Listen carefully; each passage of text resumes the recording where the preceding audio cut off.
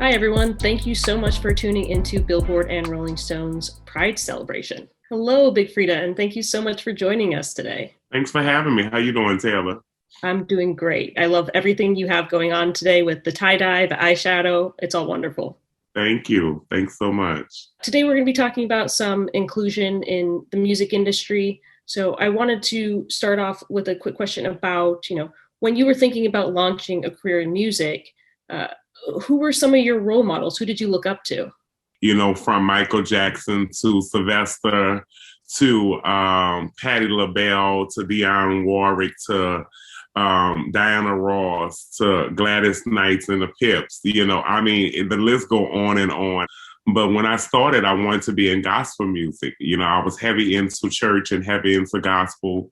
So, people like James Cleveland and Kirk Franklin and Timothy Wright and John P. Key were many of my inspirations as well. You started off with this love of gospel music. How did you kind of pivot and end up doing bounce? Well, my good friend Katie Ray came out with bounce music in 1998, and Katie needed some support and a support system. So we started, helping Katie and backgrounding Katie Red. And, eventually I started, doing my own thing in 2000. And things just went, a whole different direction for me. Not expecting to be into bounce music or even into the game. Everybody was already saying that, I had a voice for it and that I should, do a song. So I did a song as a test run, and the song took off here in New Orleans, and everybody, just like got on the song and, was supporting me. And I've been going ever since. Yeah, and like you said, you weren't necessarily planning on going into being a solo artist at the time, but things developed, things changed. At what point were you like, I can do this? I feel fully myself. I can, uh, be myself when I go out on stage and uh, be the representation at the front of the stage. Not really until about to around Katrina. Katrina hit, and that's when I really started to take things a little bit more serious. I started getting a lot of phone calls after Katrina, and people wanted me to bring a sense of New Orleans and a sense of home to all the different places that we were displaced at. People were really into the music, and people were like, what kind of music is that? Oh my God, I like that music. Teach me how to bounce. And so it just really, got all over after Katrina. As you were moving beyond New Orleans and doing your solo career, how do you feel you were welcomed in other places outside of your hometown? When I first started, it wasn't, so easy. A lot of times we had to fight to be on different stages. We had to really get out there and grind. We weren't treated equally, being that we were gay. I don't feel that we were getting the proper money that we deserved at the time as well. We were working for chump change. And, over time, things started to change. But, in the beginning days, it was not so easy. It was not so accepting.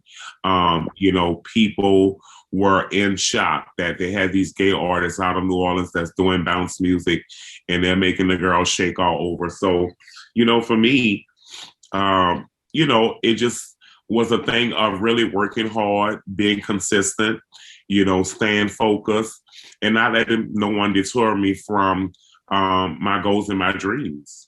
Was there ever a part of you that thought maybe I should tone down the part of me that is LGBT, or did you just say I'm going to present myself as is? They're gonna love me eventually. I never toned nothing down. I was this big queen that was loud and proud, honey. Where do you kind of see yourself in this representation in terms of helping people see themselves on television, on hear themselves on the radio, etc.?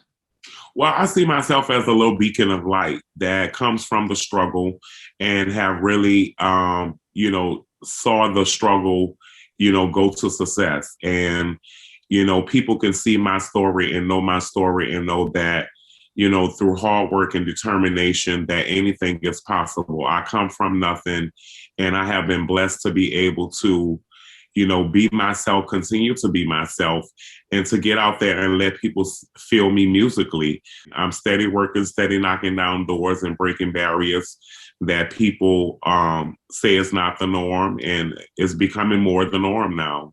Absolutely. And I mean, when we think about the fact that you've collaborated so many people, but very specifically with Beyonce, with Drake, I mean, what does that kind of representation do for young people who are coming up, who get to see you on these massive tracks?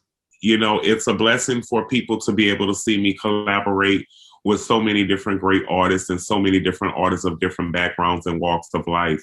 It gives people hope that anything is possible. Beyonce know me, Drake know me, so that's big for me, just knowing that there are other artists out there that's on a bigger scale and a bigger platform that's, checking out us underdogs who are representing for the LGBTQ community. It just feels really good just seeing somebody that comes from where I come from, in my walk of life, that's representing for the culture. Lil Nas X is one of the perfect examples of how, anything is possible. A lot of times we have to kind of, step back for a minute and not, really show our true selves. And then he came out and bust out and just shocked the world. So it was a great thing to see, and continuing to see the growth of the community and how we're represented in the right way. What would you say to any artists who are coming up and considering whether or not they should be open about being in the LGBT community? Well, first and foremost, you have to love yourself before you can go out and expect the world to love you and accept you. You have to know who you are, be confident, be bold, be unapologetic. My mom her favorite line was, go out there and show them who you are. And I'm going out there and doing exactly what she told me to do. Are there any other LGBT artists coming up that you admire, that you like, that are on your radar?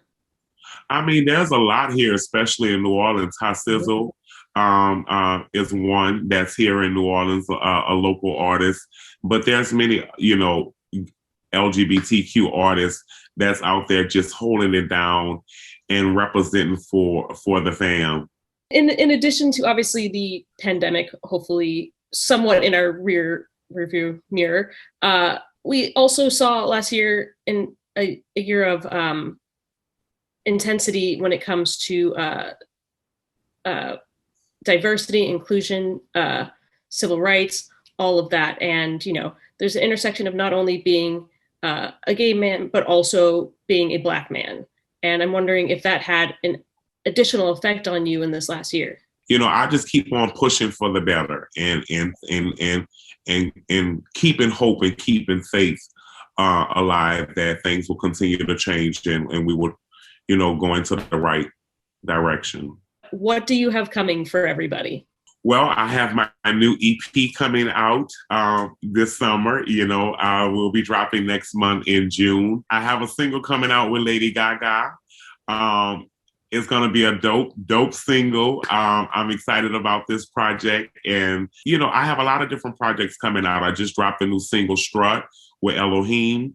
And it's going to be, that summer walk through song where the girls can get out there and strut their stuff. So lots of good things happening and lots of great music coming out. Want to make, continue to make some fun stuff to make the people feel it and have a great time out there. Yeah, that is all going to be so much fun for everybody. Everyone's going to be able to enjoy it and get out and dance. And it's time to party, baby. It is time to party, Taylor. Yes, it is. Turn up. You heard me.